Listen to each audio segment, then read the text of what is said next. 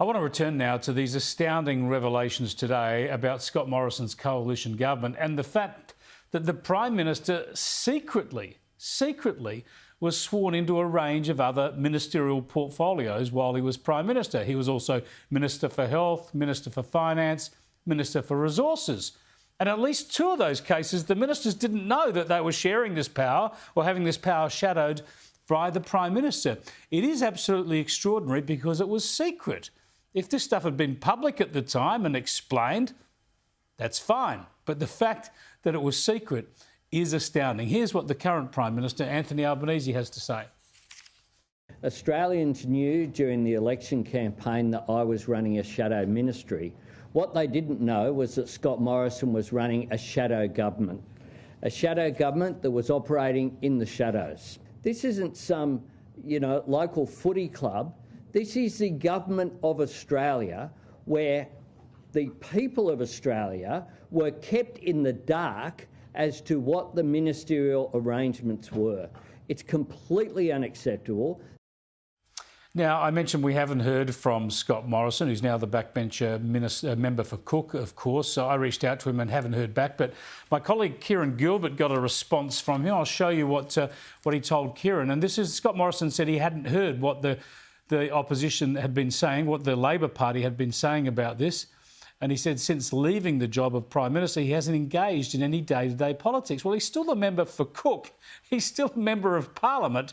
And therefore, I would have thought it's his day job to follow day-to-day politics and represent the people of Cook. So we can't really judge this story properly until we hear from Scott Morrison and find out what his explanation is for all of this. But it does seem astounding at this stage. Let me bring in Perin Davey, who's the Deputy Nationals Leader, Senator for New South Wales. Thanks for joining us, Perin. Is this the first you knew about these additional arrangements, additional appointments of Prime Minister Scott Morrison's, when you read about them in the media over the past couple of days?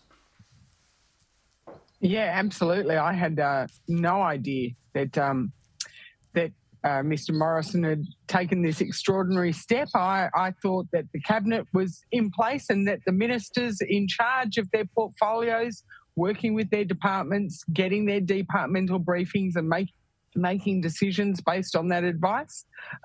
No idea that Scott Morrison was a secondary minister to some of those decisions. Now, it seems that Greg Hunt, as Health Minister, was aware of this arrangement, some sort of power sharing, I suppose, or backup with the Prime Minister. But Matthias Cormann didn't know. Keith Pitt didn't know. Shouldn't this stuff have been publicly announced, shared with the ministers, shared with the Cabinet and the Parliament?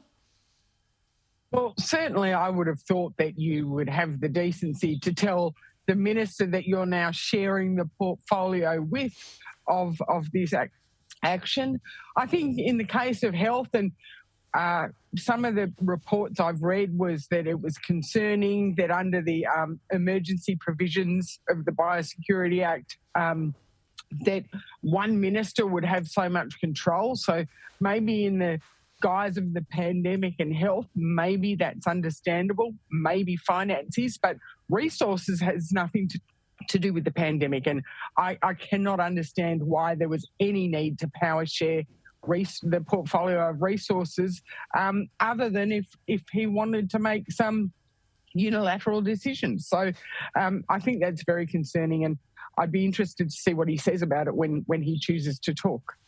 Look, you could make an argument that there was so much power given to the Health Minister and to the Finance Minister, although, to be frank, most of the power was with the state health ministers and the state finance ministers or treasurers. But he wouldn't want to hand over all of have people basically in a more powerful position under emergency powers than himself.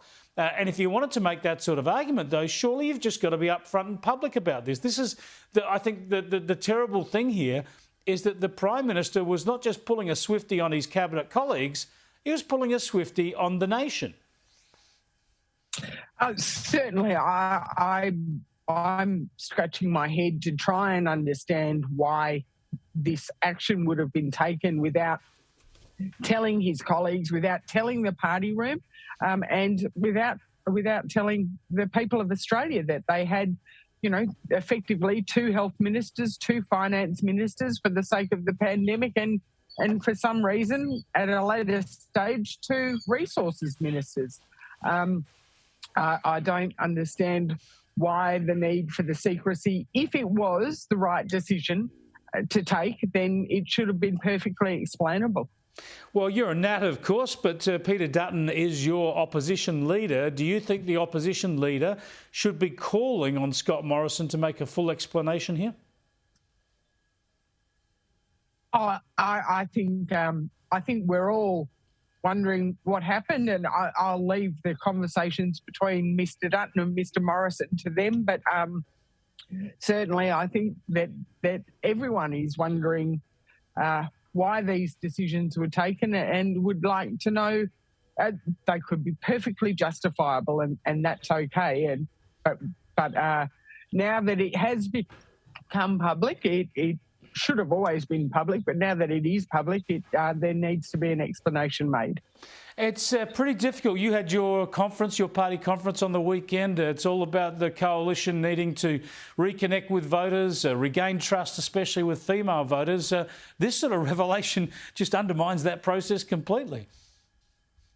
Oh, it does make it very difficult for us. The National Party, however, we're not focused on what went on in the past, and we're not focused on what's happening with Mr. Morrison at the moment. We are absolutely focused on the future and focused on our need to get back out into our communities and listen and hear what people have told us through the election, but also hear what they want from their future and help us shape our policies. So David Littleproud and myself with Bridget McKenzie, that's where our focus is. It's on the future. It's on supporting and standing up for our regions. And it's about taking the sensible approach to work with the government, with the Liberal Party in coalition in opposition, to make sure that our communities aren't forgotten.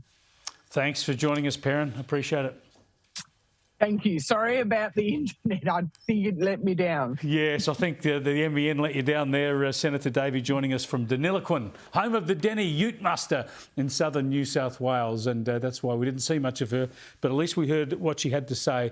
And you can hear from that other coalition members, none too impressed with what they've found out about the government they were a part of until just a few months ago. Quite extraordinary revelations there. Scott Morrison was going around the country anytime he was on his own. It was a one-man cabinet meeting, apparently. All power.